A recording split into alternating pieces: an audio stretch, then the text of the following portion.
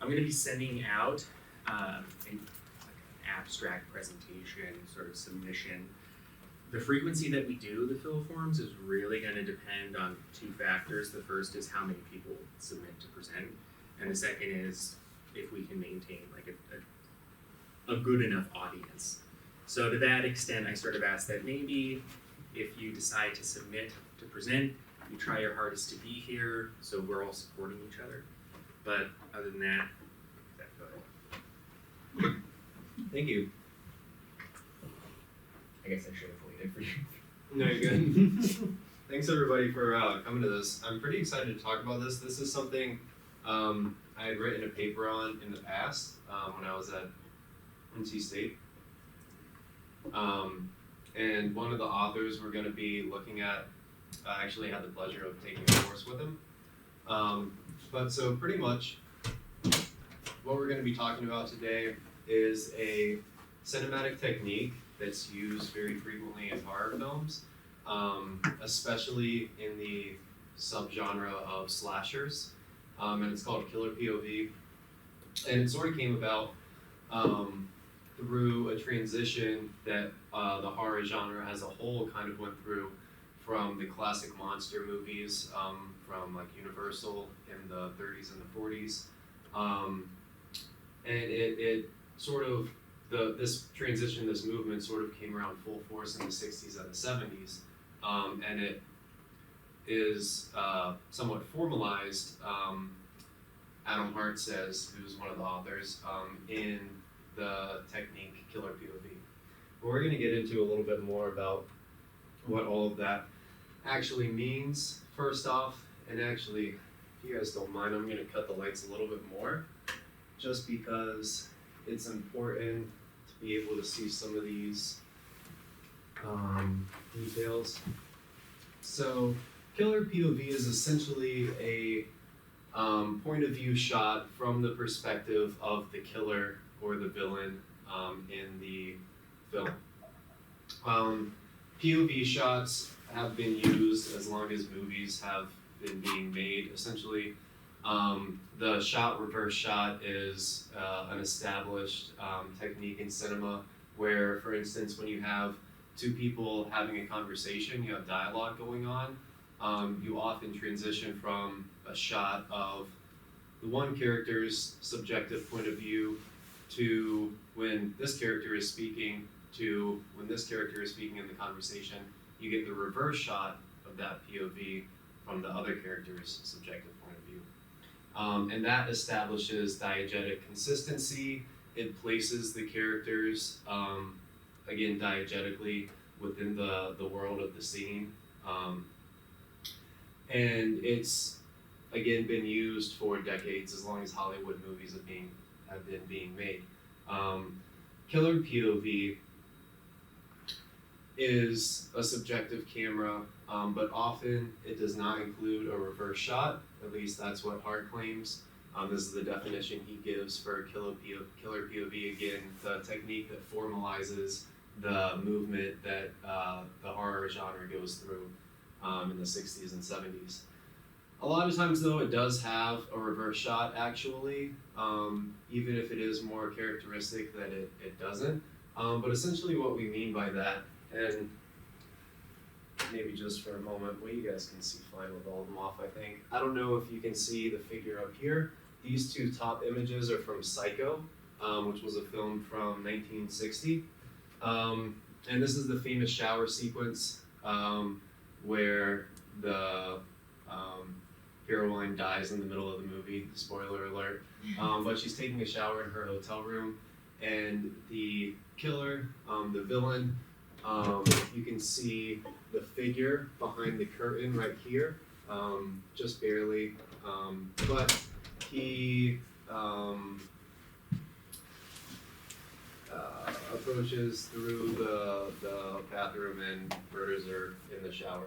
But you have an exchange of reverse shots here, where you have this being the killer's point of view, but you also have the reverse shot placing them diegetically within the scene. So it's not, this is one of the earliest instances of killer POV, but it's not at its fully fledged form that we see in the 70s, and that what Hart really talks about.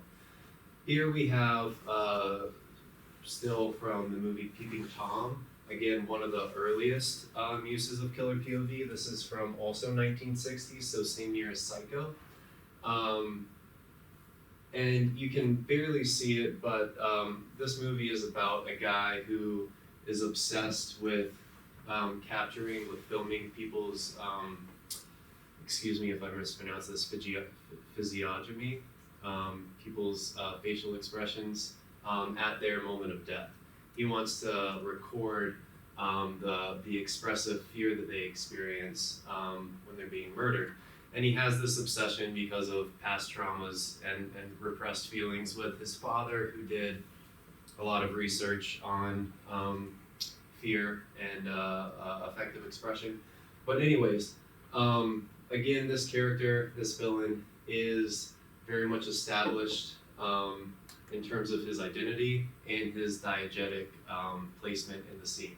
There's a certainty around him that the later villains of the fully fledged slasher movies sort of shed through the killer POV.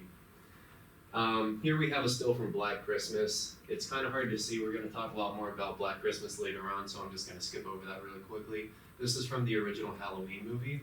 But I will say just very fast that Black Christmas is where you see all of this stuff that I've been hinting at, but we're going to talk about in more detail, fully coming to force with killer POV being used in a formalized sense that sort of embodies the transition that horror goes through.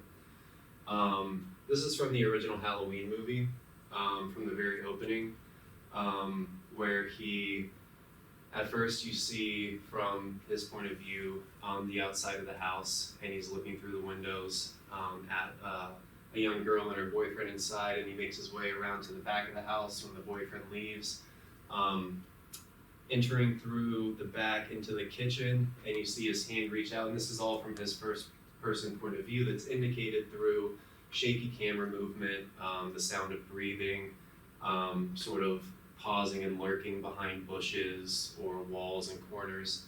But he eventually finds a kitchen knife in the drawer and continues upstairs to commit a murder. This is from Jaws.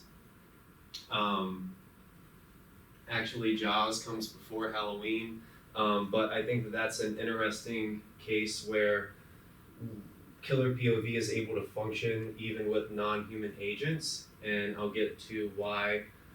We're going to come back to why that's an important point, and also why this exchange is important to talk about between Psycho still using shot, reverse shot, but specifically as the audience being able to see the figure behind the curtain, somewhat in an obscured form, but still clearly visible, where the character in the scene is completely unaware of that. So a few famous examples of killer POV. Again, essentially it is just using the camera to show the subjective point of view of the killer. And oftentimes they're the ones establishing the diegetic flow and coherence of the scene. They are not contained within that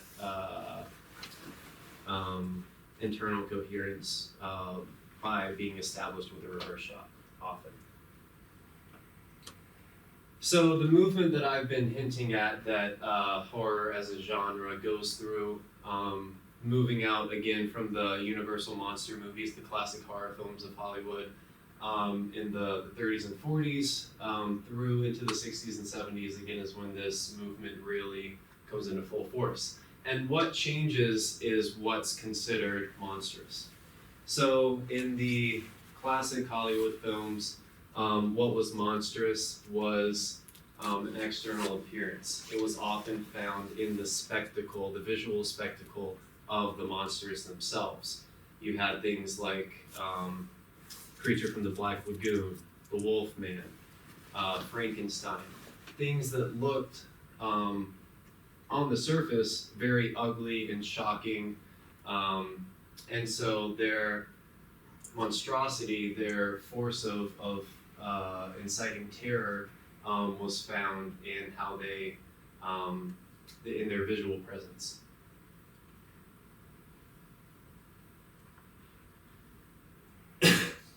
What that moved away from was you no longer had the horrific elements coming from the visual spectacle of the monster, because what replaced the monsters were the guy working in the electronics store down the street, or your neighbor, or a psychopath that just broke out of an insane asylum downtown, or whatever it is. They were regular human beings using knives and wielding chainsaws, as opposed to some sort of supernatural creature, at least on the surface. Where their monstrosity was found was internally. It wasn't in their external appearance, it was in their internal intentions and motivations. It was what they planned to enact and to force upon the unwitting characters that will eventually become the victims. And Hart recognizes this. When the fearsome spectacle of the monsters was not the defining trait of horror, the genre found other ways to distinguish itself, and it found those ways through moving the monstrous to something that's internal and more subliminal. It's subsurface. And he says here, when the monsters and the killers moved off screen, the lurking cameras took their place and signaled to the audience that something was out there watching and waiting to attack. So exactly how Killer POV encapsulates this movement from a monstrous external appearance to malicious internal intentions, and also a lot of the classic films of the Universal monster movies take place overseas. They take place in not the United States for the most part, where most of the slasher films take place in suburban areas. They take place at summer camps. They take place in New York City. Everything was moved to what is familiar, to the home, to what's next door. None of it was as explicitly other. The other was hidden beneath the surface. And speaking of the other, Robin Wood was a film critic, theorist, who was really one of the first people to popularize talking about horror movies academically or intellectually. And he had this collection of essays called An Introduction to the American Horror Film. Or no, my bad, that's the name of the essay that I pulled these quotes from. The name of the collection was American Nightmare. And he went to film festivals and was just handing these things out to the audience. Because, again, at the time, there wasn't really an outlet for talking academically about horror movies. People were starting to do it with other types of film, but horror was still seen as something on the fringes. But anyways, and this was even before, I'm pretty sure that Deleuze came out with his cinema books. I might be wrong, but those were in the 80s, right? Anyways, so he was one of the first, and his theory of the American horror movie essentially centered around his ideas of repression and the other. And he thought the monster, the image of the monster in the horror movie, took on the role of the double concept of what is repressed as being projected onto the other. So you see that, the highlighted part, projection onto the other, what is repressed within the self, and the horror movie has that dynamic as a central part to it in its image of the monster, which represents both of those things. And again, what we see in the classic horror movies is that the other and the repression, the repression is projected onto an other that is external that is foreign, that is out there. And that made it very easy to write in happy endings when the monster was vanquished, because it's a clear division between the us and the them, the who you're rooting for, and the what needs to be annihilated and repressed. And yeah, Robin Wood says that the happy endings, when there are those, come from the annihilation of the other and the return to an equilibrium from the dangers that threaten that, from the repression that the other is harboring, from the repressed fears that the other is harboring. But that becomes much more difficult. And also you had happy endings, I don't think Robin mentions this, but you also have happy endings when the monster is able to be identified with. And you don't have to annihilate the monster to get rid of the repressed fears, but you can separate that and assimilate the monster and integrate him, appropriate him into what is comfortable and what is accepted as sane and not other. But anyways, this becomes much more difficult when the other doesn't have a physical, diegetically certain and established embodiment. And that's what you see happen when you move to the slasher subgenre and the heavy and thematic use of killer POV. And people noticed this at the time as well, and they began theorizing it as early as one of the most famous examples is Roger Ebert's essay in American Film, which was a magazine that ran up into the 90s, I think. And the essay was titled Why Movie Audiences Are No Longer Safe. And essentially he made this realization. He had noticed this transition that horror movies went through, and the beginning prolific use of killer POV, and he saw it as quite a negative thing. He saw it as a danger to the integrity of the audience that was going to see these movies. And you see again, he recognizes that this is this new wave of horror films that's coming about. But he thinks that this new wave of horror films and its use of POV, what it's doing is encouraging the audience to identify with the killer.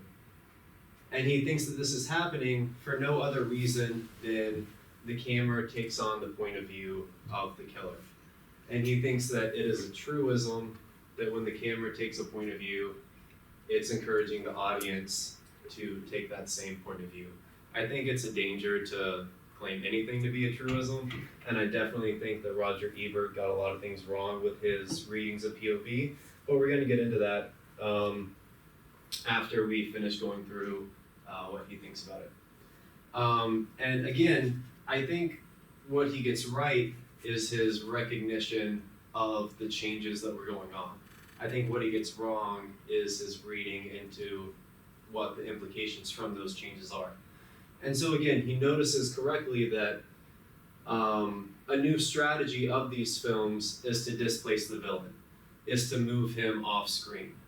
And that happens by putting him behind the camera, by putting him behind the point of view that you're witnessing these things through. And that gives him a sort of diegetic ambiguity, sort of like Wizard of Oz. Wizard of Oz has his power as long as he's unseen. He's heard but not seen.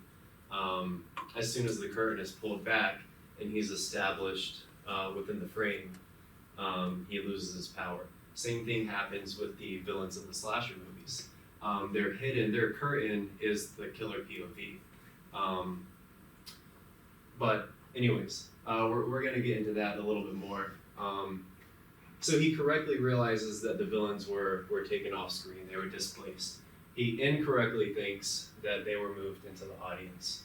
They were moved, I think, into an ambivalent space that empowered them further, and made the terror-inciting aspects of the films more effective. And so this is a very provocative claim, but a somewhat famous one.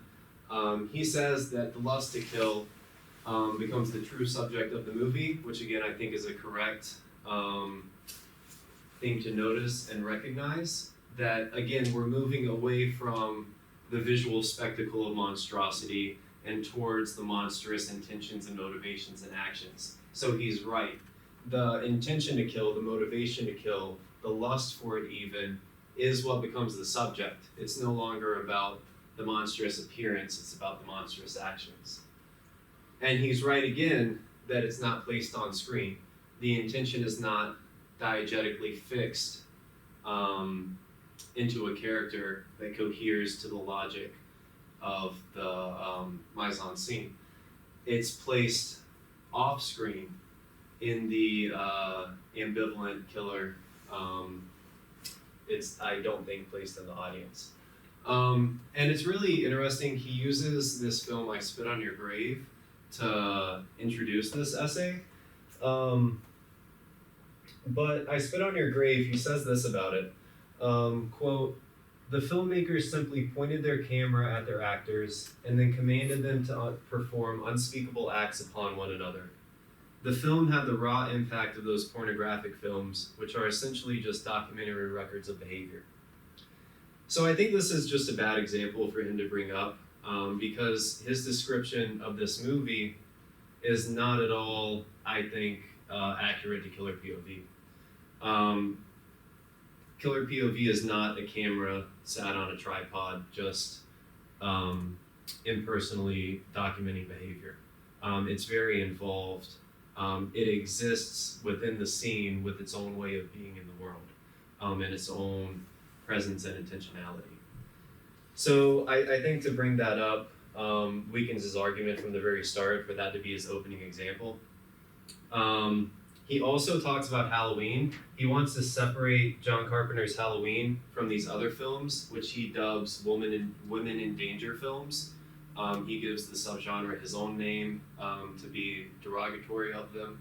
And he says that Halloween is actually not a good example of women in danger films because it achieves a sort of directorial style and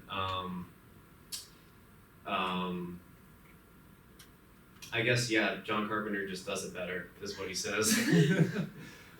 He essentially tries to make the case that Michael Myers, his killing is motivated by a childhood trauma he had, but if you guys have seen the movie, his childhood trauma is just him murdering his sister. So he was evil from the beginning. And Roger Ebert also mentions that his doctor, his psychologist, Dr. Loomis, Michael Myers' psychologist, Dr. Loomis, says that he's evil. He says that he's innately evil. And Roger Ebert, again, tries to make the case that this is because of the trauma, childhood trauma that Michael had, but he must not know what innately means, because that would mean, you guys know what it means.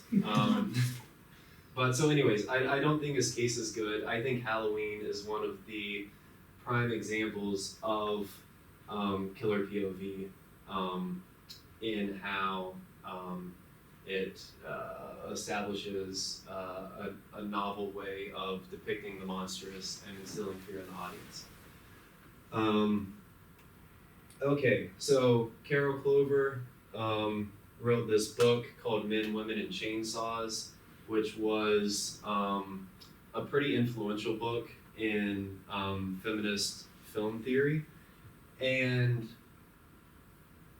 the first chapter is about Carrie. The second chapter is about slasher movies. And the first quote is from the first chapter on Carrie, and it is stating her overall thesis for the book. And she brings this quote up after, or she brings up her thesis for the book after mentioning a quote by Stephen King, and where he was asked why he thinks Carrie is so successful, and he said that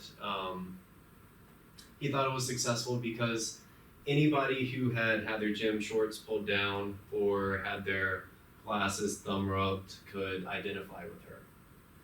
And Carol Clover says that the possibility of male viewers identifying with Carrie or identifying with any on-screen females is something that not only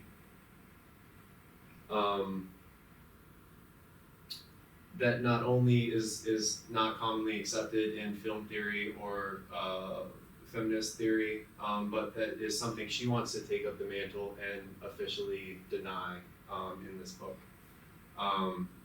And so she says not only does she not think male viewers can identify with on-screen females, but especially she doesn't think that they can identify with females in horror films that are experiencing fear and terror.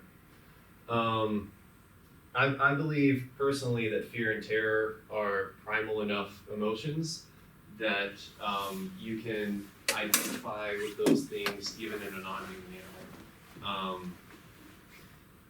I don't see why she's wanting to draw this sharp line. Also, in the case of Carrie, she brings that up for her example, but Carrie in her story is the victim, the hero, and the monster. She's the victim from the bullies at school and her overwhelming mother.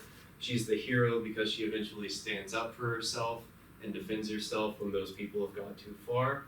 But she's the monster because she herself goes too far.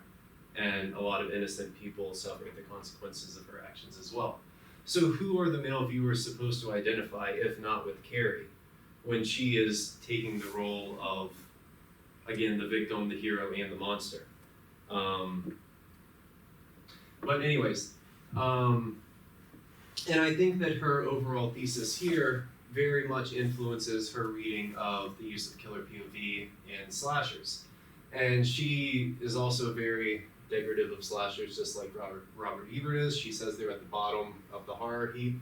And her definition of them is that they're an immensely generative story of a psycho killer who slashes to death a string of mostly female victims one by one until he is subdued or killed, usually by the girl who has survived. So I think she gets a few things right, just like I thought Roger did. I think she gets right that she if you guys have heard of Final Girl, she's the one that came up with the Final Girl theory, really. And we're going to get into that a little bit more. But I think she's right that the killer is a psychotic one. Again, it's about his internal, not his external.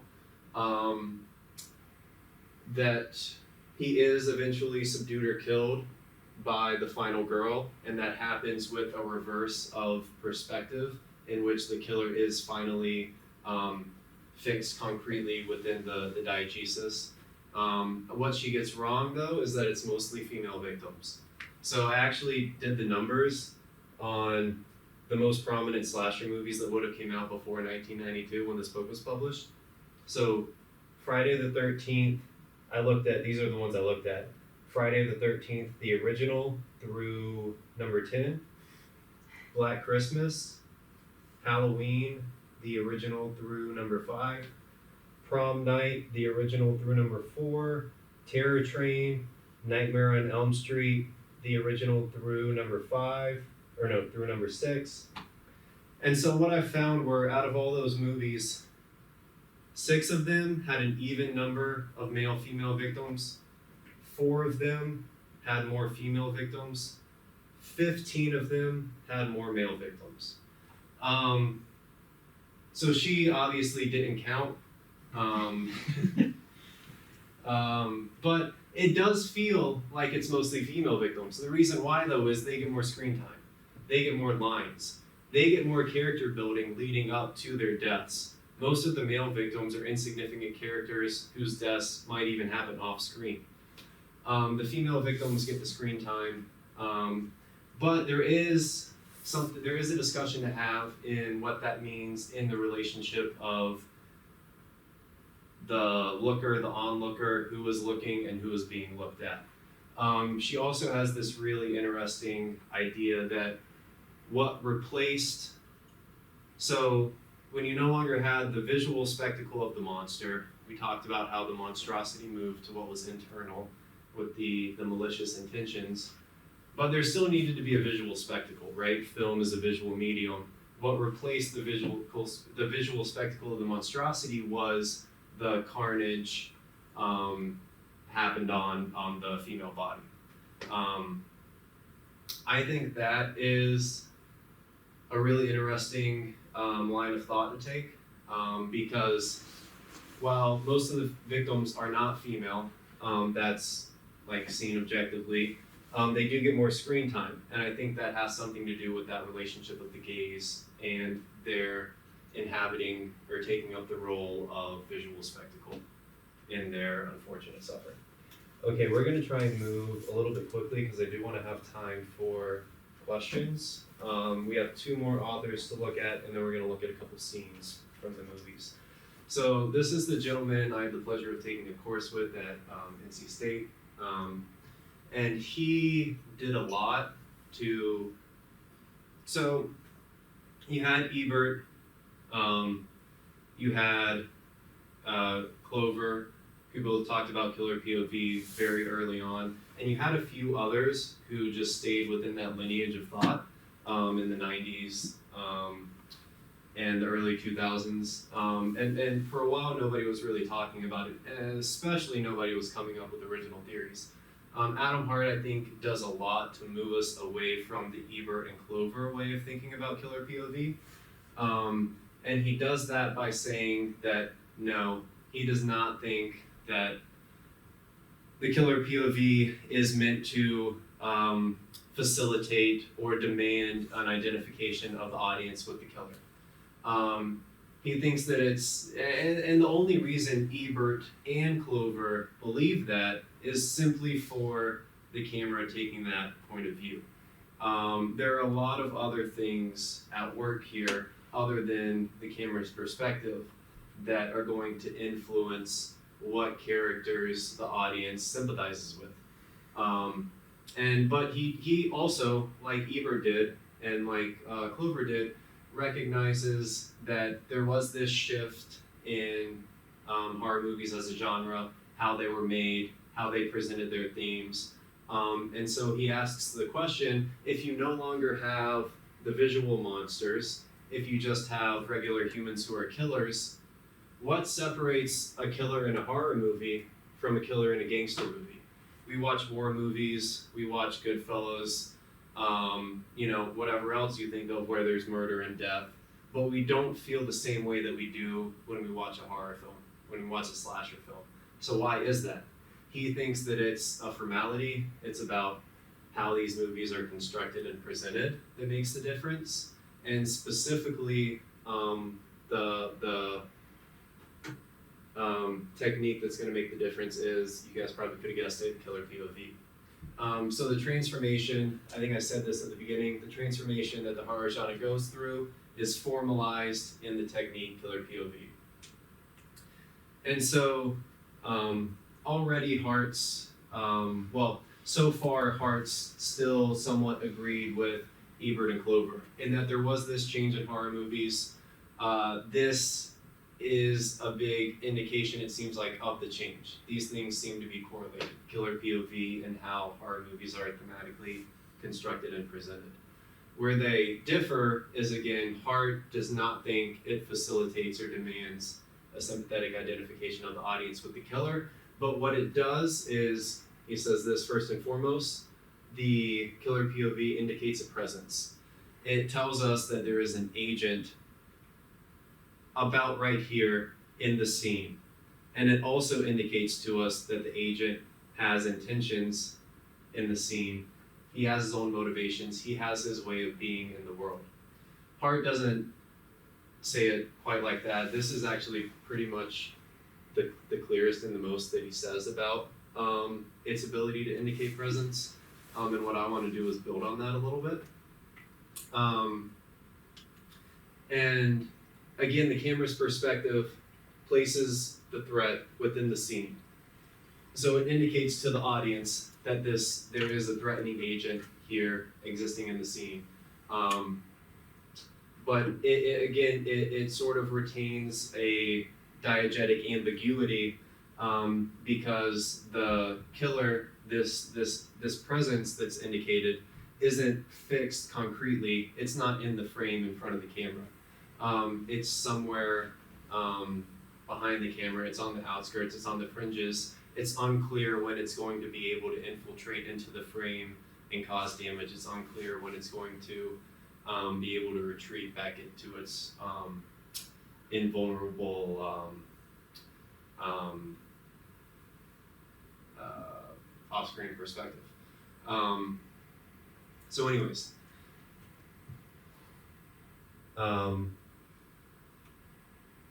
what I want to contribute to this is a phenomenological understanding of why killer POV is able to do what Hart starts leading us towards.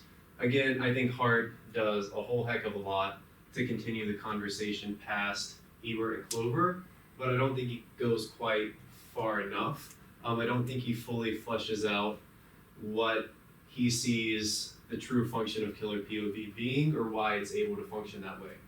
And so Vivian Chobak is a film theorist, and she wrote an article actually in Richard Carney's book, Thinking Film, which is a collection of essays on film theory.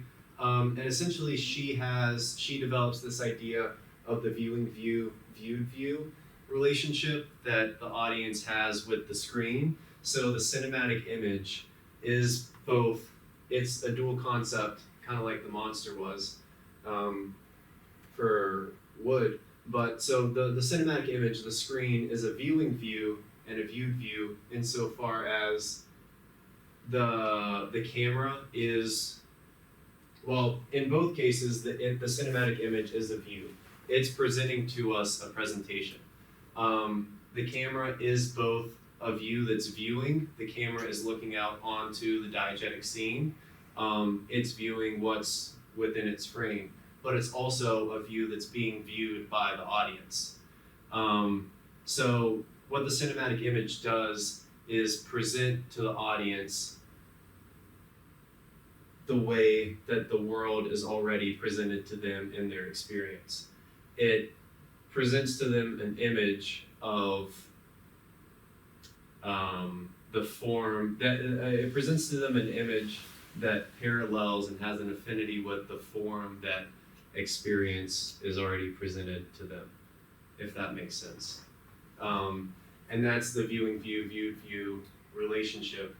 The screen, the image, is both viewing the scene as a view, and it's both a view that's viewed by the audience. And so she develops this idea using a lot of Merleau-Ponty, and this whole thing is a mixture of quotes from Chobak and Merleau-Ponty, and I'm not going to read the whole thing. I do think it's interesting, though, that she mentions mirror neurons, because I wrote a paper about this idea in the past, and instead of trying to support it phenomenologically, I tried to support it cognitively, and I talked a lot about mirror neurons and theory of mind and whatnot. But so she says that movement resonates through our bodies, whether it's generated by us, by other subjects out there, or by objects. And so when you see movement from the outside, its relation to others and the world is kinetically experienced and mimetically responded to inside the one that's viewing it. So we're able to recognize movement out there and try and guess at the intentional orientation it might have, if any, with the shared world of objects and others. And mirror neurons are neurologically something that people try and say is a neurological underpinning of our ability to do this. It's essentially theory of mind. It's the ability to walk into a room and say, right, all you are people and all these are chairs. You guys have your own intentions and ways of being in the world. That's alike to my way of being in the world with its intentionality. That's something that the chairs don't have. Like, we can recognize that. And we can recognize that through an external perception of movement. And so in recognizing this movement, I realized that when you get up and move across the room, you're behaving. You're not just moving. when the chair is pushed and it rolls across the room, you can't say the same about it. It's simply moving. So there's a difference. We can recognize the difference in movement between a behavior and a simple kinetic movement. And cinema can do this as well. Cinema shows us movement that we can recognize as a specific relationship between a subject and a world. The cinematic image is a subject insofar as it's a viewing view. But it's a world, it's something that we're able to view insofar as it's a viewed view. And so, anyways, the cinematic images directly present to us the special way of being in the world, of dealing with things and other people, which we can see in the sign of language and gesture. So cinema is already geared to showing us a movement that we find familiar because it's the way experience is already presented to us, and that we can identify the difference between subjective movement and which would indicate some sort of behavior or intention, and non-subjective movement. Okay, so we're gonna look at a couple quick scenes, examples from these two movies, Bird with the Crystal Plumage. One thing I forgot to mention, killer POV. It is true that it came to like full fruition in the late 60s and the early 70s, especially with slasher movies. That's mainly in America. Sort of a proto-slasher genre movement happened in Italy, called the Giallo films. And so Bird with the Crystal Plumage is one of those. You might know Argento from Suspiria. But anyway, the Giallo films had a much larger emphasis on the whodunit aspect of these stories. It was a mystery who the killer was, and part of the fun of watching the movie was, getting fed little bits of information, and eventually it's the reveal at the end who the killer is. And that's one of the reasons that motivated the heavy use of killer POV in these Giallo films, because it was a way to depict the murders without giving away the identity of the murderer. So anyways, that's just a little bit more of the historical context. I'm going to switch to this other laptop now that I have the movies loaded on.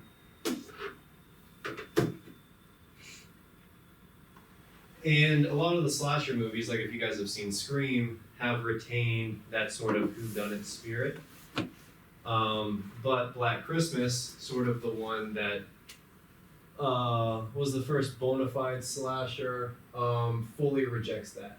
In fact, it goes so far as never revealing who the killer is, and the killer is nearly unidentifiable.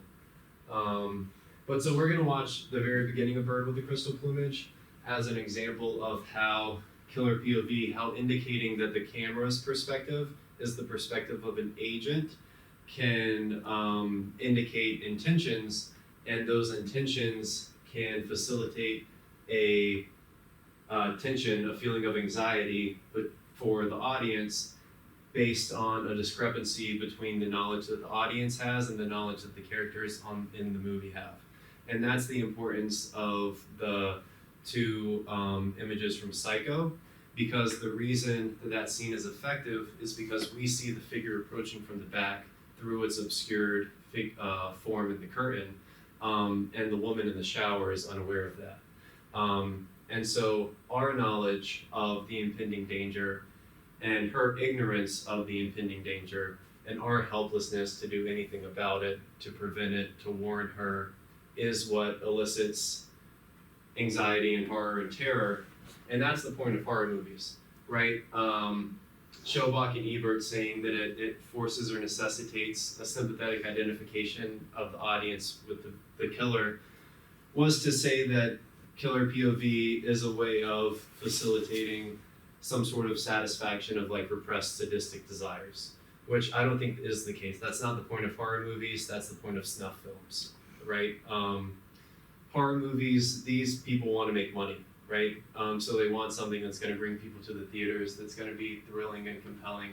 So their point is to terrorize people, not to give them some sadistic satisfaction. Anyways, and so that's what killer POV does. It facilitates tension and anxiety and terror in showing the audience that there is this presence that has malicious intentions. Something's going to happen. The characters on the screen that something is going to happen to don't know that, but we do. That's why it's effective. Okay.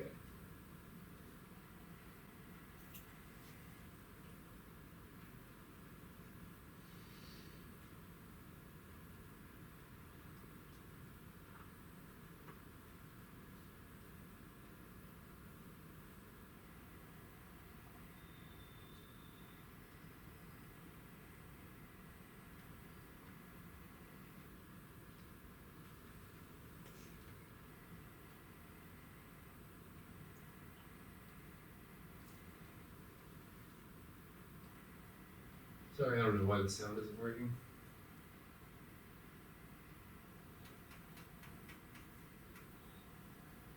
So what you see here is a name and age and their schedule. Yeah, their location and where they're going to be, what they're going to be doing.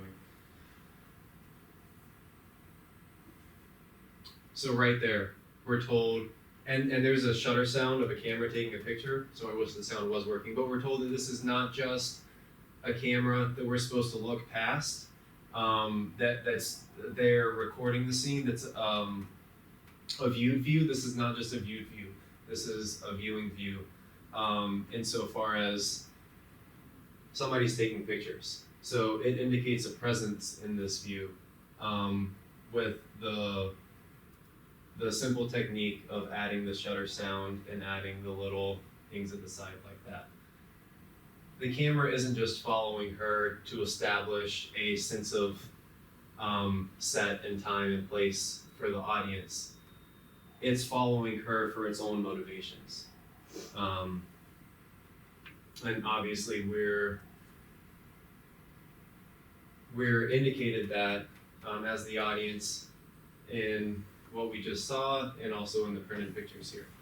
Okay, now we're going to move forward. Maybe you should just do the intro to Black Christmas. Okay. Okay.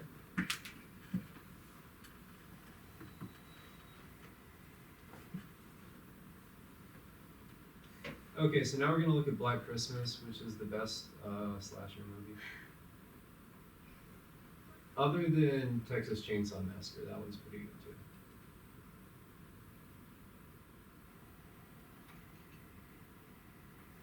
Okay, so again, we're just gonna watch the intro here. I wish we had more time to go through this film. I had like 6 scenes picked out I wanted to show. Again, the killer is never identified. He resists identification. He resists an establishment in the diegesis. Oh, and the thing about the final girl is that when the final girl does triumph and is able to subdue and conquer the villain, it happens because the camera shifts to share in her subjective perspective, and that fixes concretely the villain in the diegesis. It pulls back the curtain of the Wizard of Oz. It loses its acousmatic power because it is now seen. It's no longer just a seer. So when it is held under the gaze, when it's objectified, it loses the invulnerability that it had when it was kept off screen in an ambiguous location. And that never happens in Black Christmas.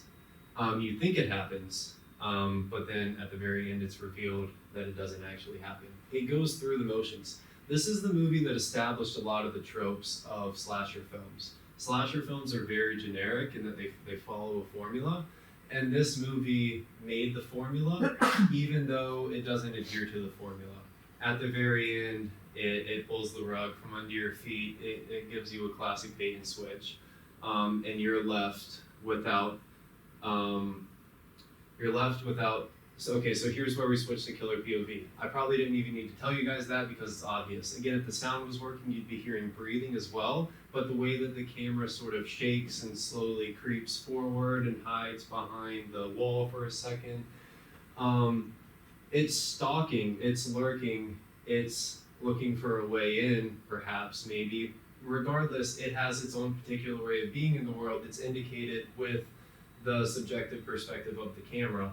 And right here, is that still his perspective? Is he gazing through the window?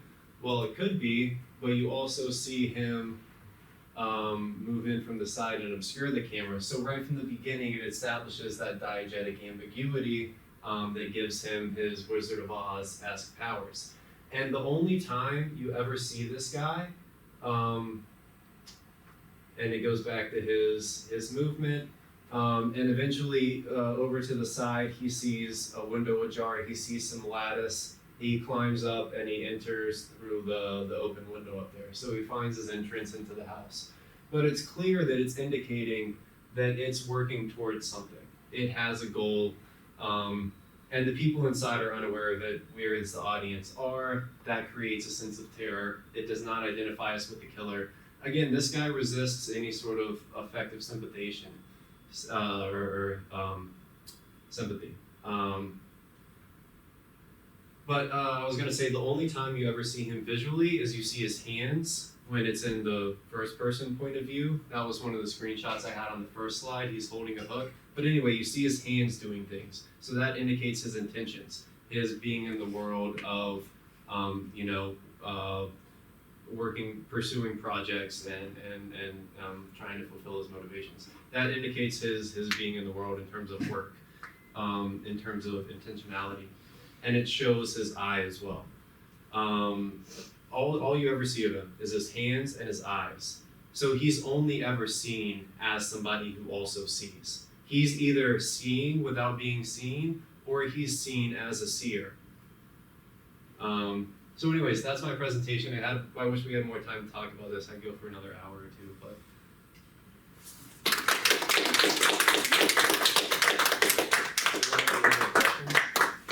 Don't have a ton of time, but I don't know if there's anything in here afterwards, so we can probably hang out for a little bit. I have one. Yeah. Yeah, so you mentioned first person at the very end, which I thought was interesting, first person point of view. Right. Because, presumably the only difference between the killer POV and just a regular first person point of view is that the killer POV indicates that you're going to kill someone. Right. Or at the very least, cause some particular form of harm. Yeah. And because you mentioned the idea of presence, but you also mentioned that you think the presence of the killer POV moves off screen into some sort of like ambivalent space. Yes. Yeah.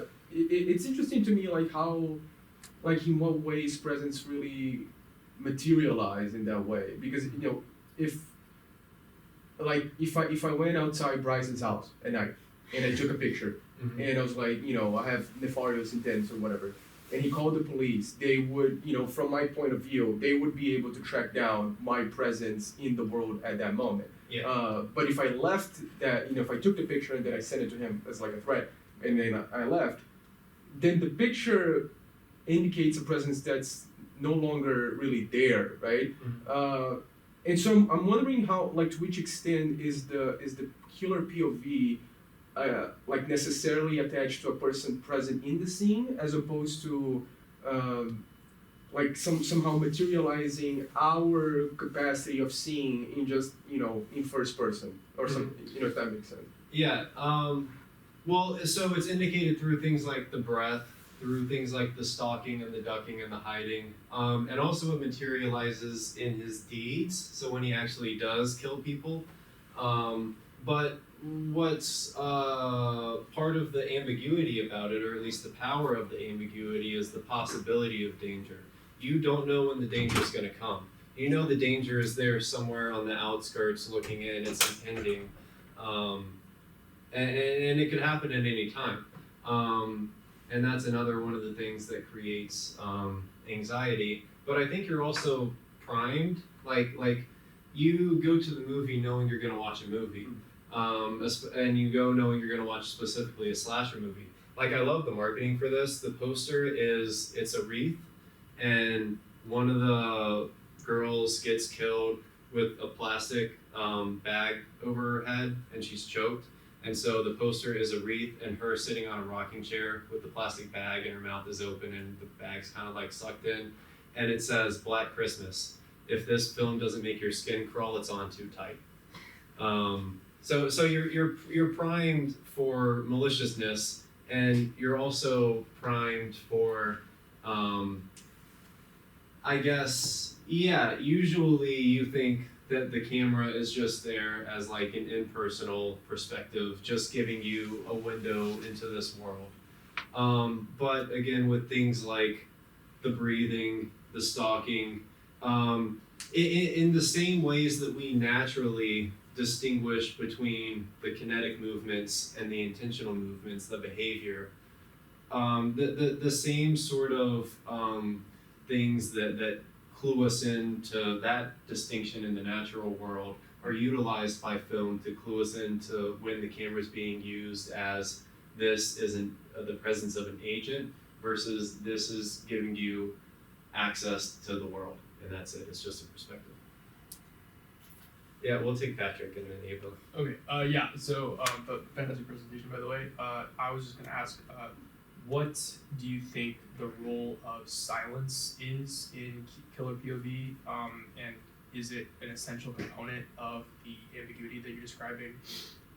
Because I can only think of, off the top of my head, 2 films where the killer has an internal monologue that we're privy to, and both of them are comedy slasher films. So American Psycho, and I don't know if you saw The Killer with Michael Fassbender, came out like a year or 2 ago. But anyways, like both of them are about like killers who have a internal representation of themselves that is in its own way like tragically comic.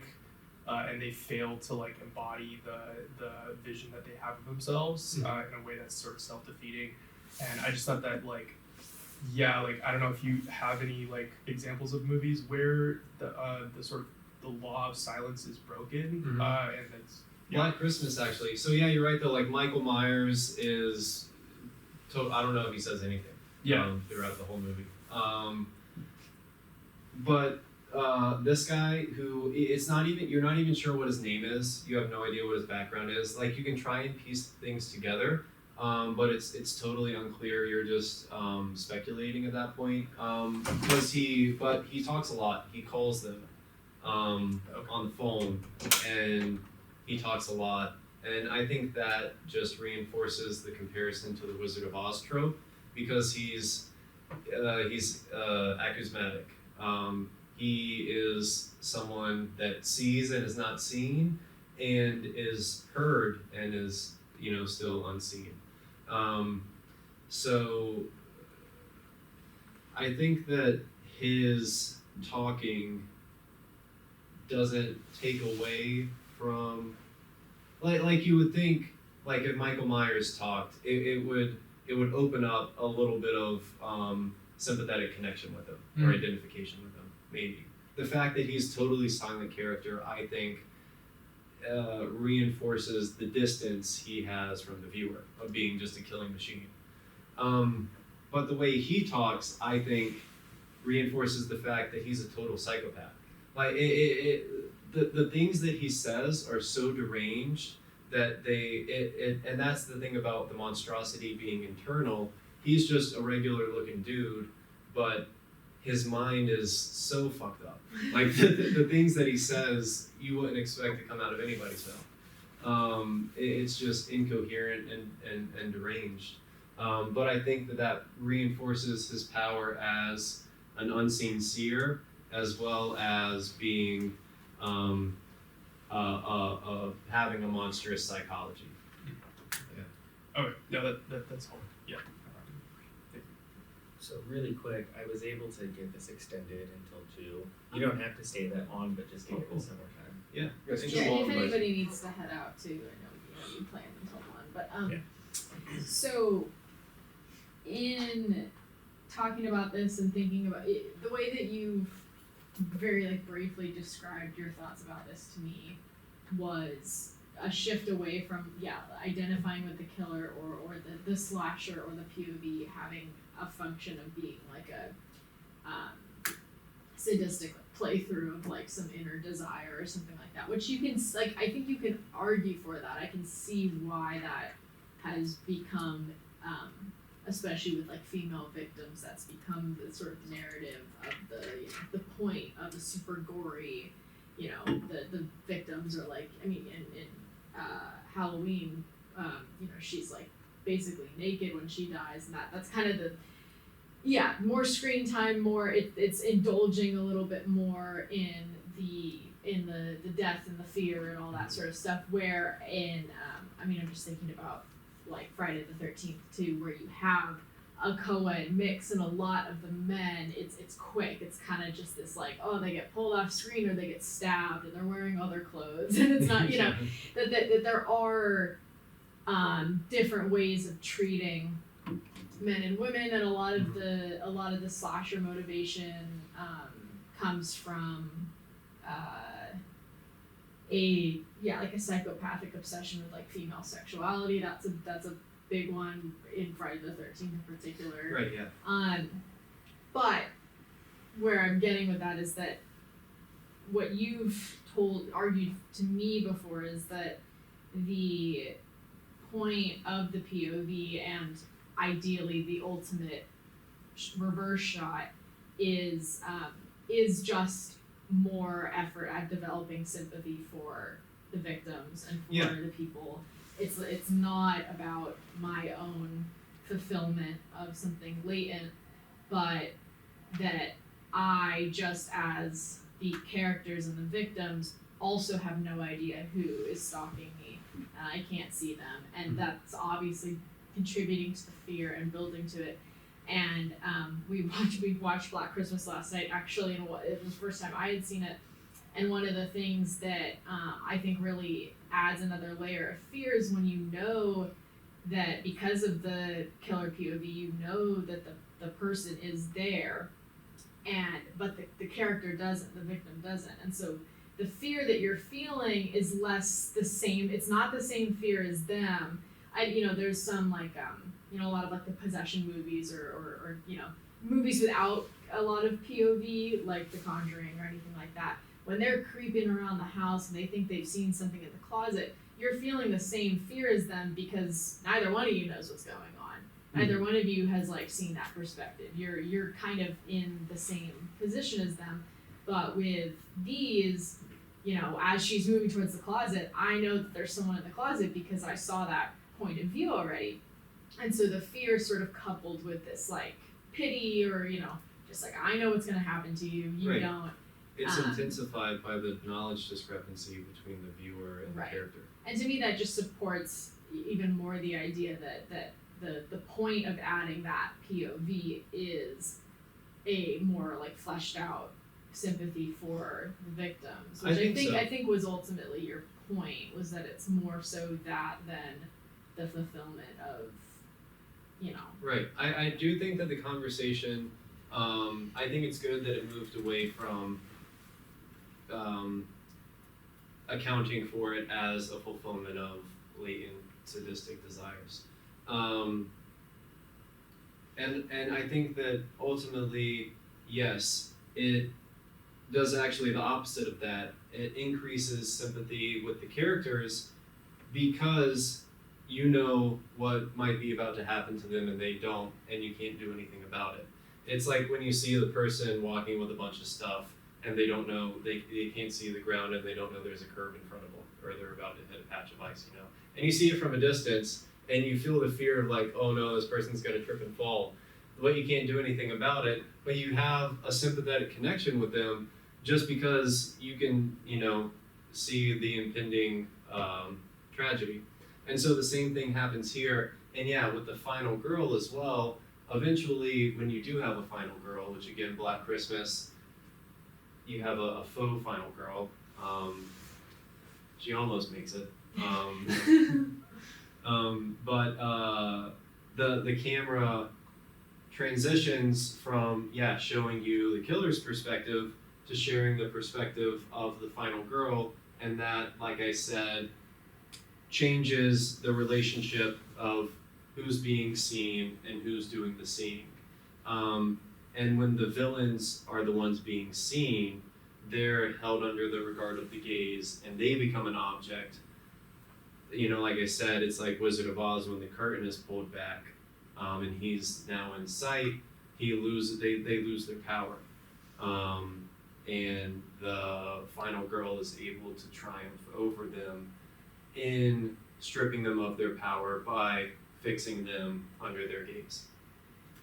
So I did have like a follow-up question, I guess, to that comment, that even still, I do think there's obviously something to be said about the attention paid to, like, female death and like. Right, yeah. No, Yeah. I think Clover is definitely onto something in saying that the spectacle of the mutilation of the female body is used to replace the spectacle of the monsters.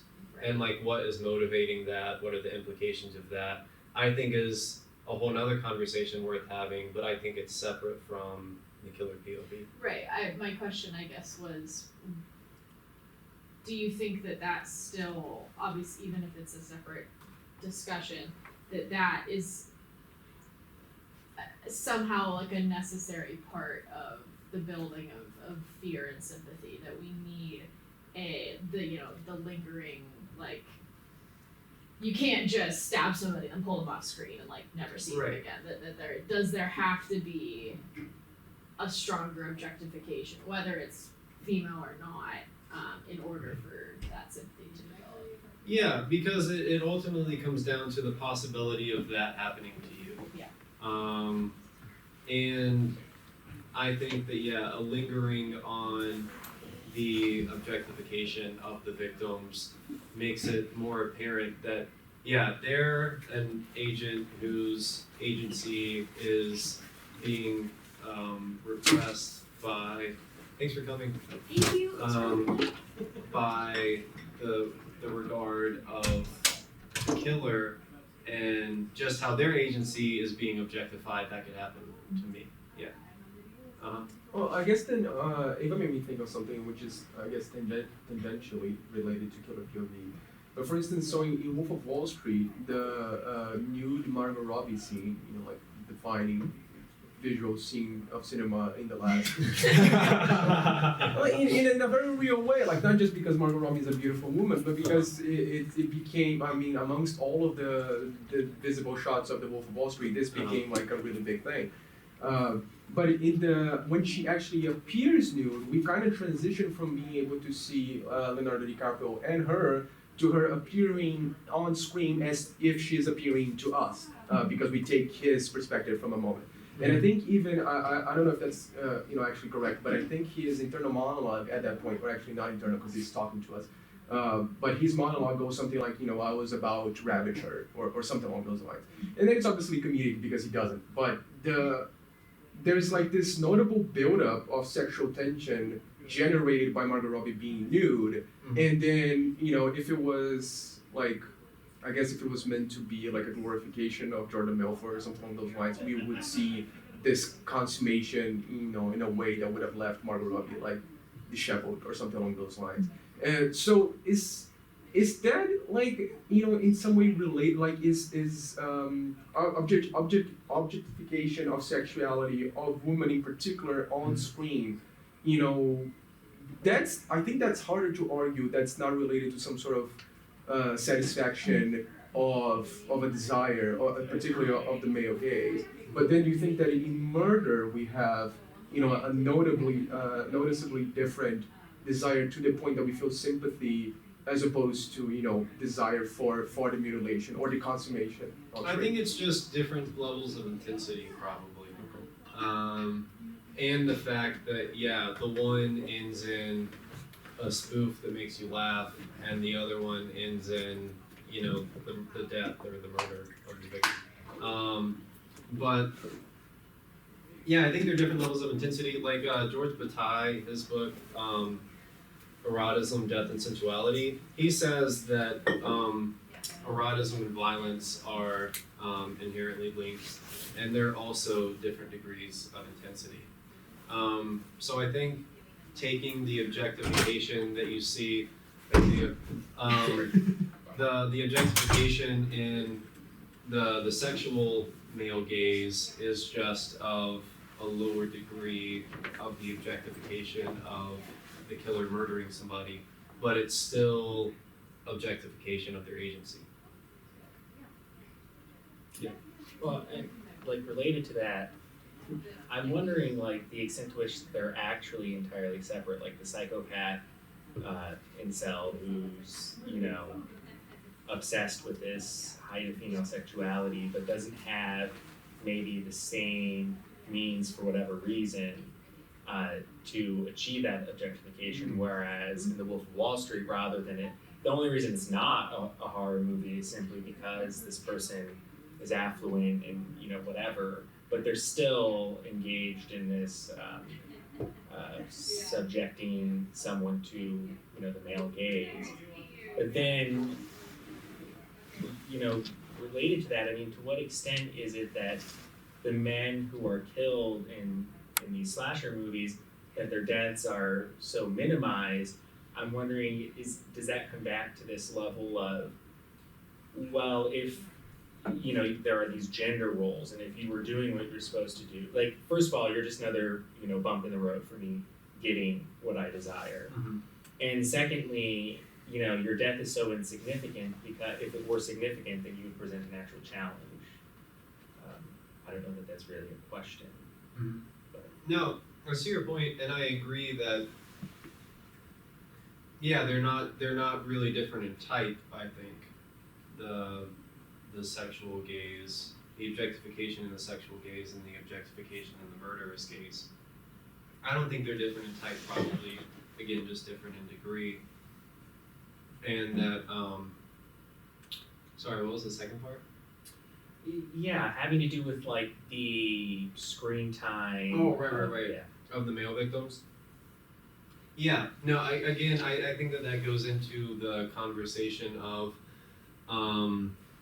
what does it mean that women's bodies have become visual spectacle in the cinematic language, where obviously men, at least in this context, aren't taking that role.